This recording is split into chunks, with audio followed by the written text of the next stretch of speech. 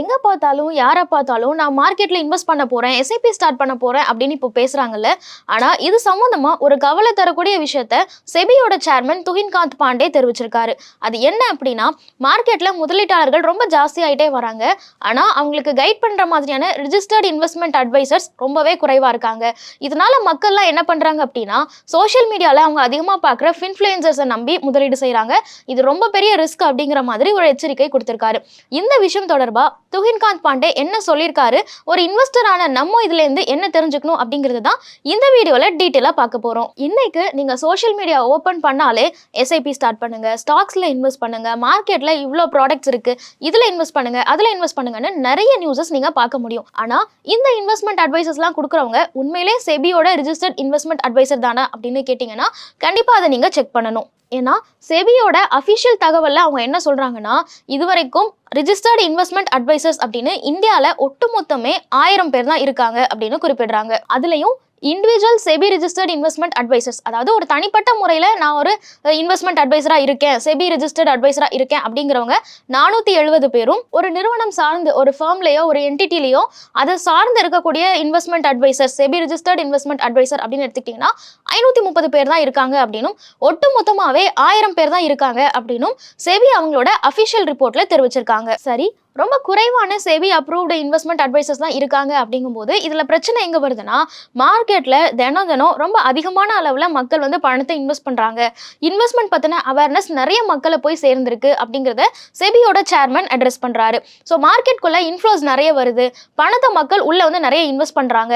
அப்படி இருக்கும்போது அந்த அளவுக்கான கூட்டம் உள்ளே வரும்போது அவங்களுக்கு சரியாக கைட் பண்ணுறதுக்கான இன்வெஸ்ட்மெண்ட் அட்வைசர்ஸ் இருக்காங்களா அப்படின்னு கேட்டிங்கன்னா அது ரொம்ப பெரிய கொஸ்டின் மார்க்காக தான் இருக்குது. இன்னைக்கு இருக்கிற இந்த 1000 ரிஜிஸ்டர்ட் அட்வைசர்ஸ்னால மட்டுமே இவ்வளோ பெரிய பாப்புலேஷனுக்கு சர்வ் பண்ண முடியுமான்னு கேட்டால் அது பெரிய கொஸ்டின் மார்க் தான் அப்படின்னு குறிப்பிட்டிருக்காரு.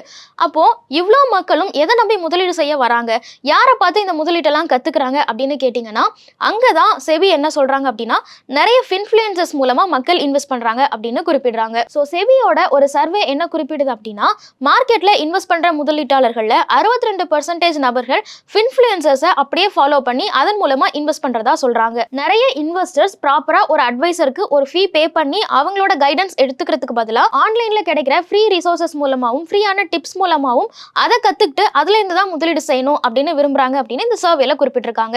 ஸோ இதுல ப்ராப்ளம் எங்க வருது அப்படின்னு கேட்டீங்கன்னா, இன்ஃப்ளூயன்சர்ஸ்லயே நிறைய பேர் அஃபிஷியலா செபி ரெஜிஸ்டர்ட் இல்லைனாலும் கூட என்ஐஎஸ்எம் சர்டிஃபிகேட்டோ இல்ல வேற ஏதாவது சர்டிஃபிகேஷன்ஸோ முடிச்சவங்க இருக்காங்க.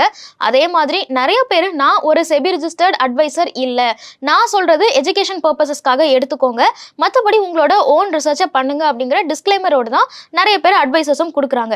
ஆனால் பீப்புள் பெரும்பாலும் அவங்க சைட்லேருந்து போட வேண்டிய எஃபர்ட்டை போடுறாங்களா, அவங்க சைட்லேருந்து அவங்க ரிசர்ச் பண்ண வேண்டியதை பண்ணுறாங்களா அப்படின்னு கேட்டிங்கன்னா அதுலேயும் ஒரு பெரிய கொஸ்டின் மார்க் இருக்கு அப்படிங்கிறது தான் பார்க்க முடியுது. ஒரு ஃபின்ஃப்ளூயன்சர் ஒரு விஷயத்தை ஸ்பெகுலேட் பண்ணுறாங்க அப்படின்னா அதுதான் கண்டிப்பாக உண்மையாக இருக்கும், அப்படிதான் அது நடக்க போகுது அப்படின்னு இன்வெஸ்டர் அதை முழுமையாக நம்பாம இது அவங்களோட ஸ்பெகுலேஷன், இதை நம்ம எப்படி எடுத்துக்கணும் அப்படின்னு ஒரு ஓன் ரிசர்ச் உள்ள பண்ணுறது கட்டாயம் தேவையாக தான் இருக்கு. சரி, இப்போ இந்த ஃபின்ஃப்ளூயன்சர்ஸை மக்கள் அதிகமாக நம்புறாங்க, இதனால அவங்களோட முதலீடுகள்ல ஏதாவது பாதிப்பு ஏற்பட்டுரும் அப்படிங்கிறது தான் செபி ஒரு முக்கியமான கன்சர்னா வெளியிட்டு இருக்காங்க. சோ இது எங்க பிரச்சனை ஆகும் அப்படின்னு கேட்டீங்கன்னா, நம்ம முன்னாடியே சொன்ன மாதிரி தான் நிறைய பேர் எந்த ஒரு சர்டிபிகேஷனுமே இல்ல ப்ராப்பரான நாலேஜும் இல்லாம மக்களுக்கு ஒரு தவறான ஐடியா கொடுத்துட்டாங்க அப்படின்னாலோ, இல்ல மக்களும் அவங்களோட ஓன் ரிசர்ச் இல்லாம ஒரு ஃபின்ஃப்ளூயன்சரை அப்படியே பிளைண்டா ஃபாலோ பண்ணி அவங்களோட ரிசர்ச் போடாம அவங்களோட பணத்தை இழந்துட்டாலோ அந்த நஷ்டம் என்னவோ முதலீட்டாளர்களுக்கு தான். சோ இதுக்காக தான் செபி என்ன சொல்றாங்க அப்படின்னா, இன்னும் நிறைய செபி ரெஜிஸ்டர்ட் இன்வெஸ்ட்மெண்ட் அட்வைசர்ஸ் ஃபீல்டுக்குள்ள வரணும் அப்படிங்கிற மாதிரி குறிப்பிடுறாங்க. இதுக்காக செபி சைட்ல இருந்து என்னென்ன ஸ்டெப்ஸ் எல்லாம் எடுக்க இருக்காங்க அப்படின்னா, mutual fund distributors, investment advisers இவங்களுக்கெல்லாம் செபி கொடுத்திருக்கிற அந்த ரெகுலேஷன்ஸை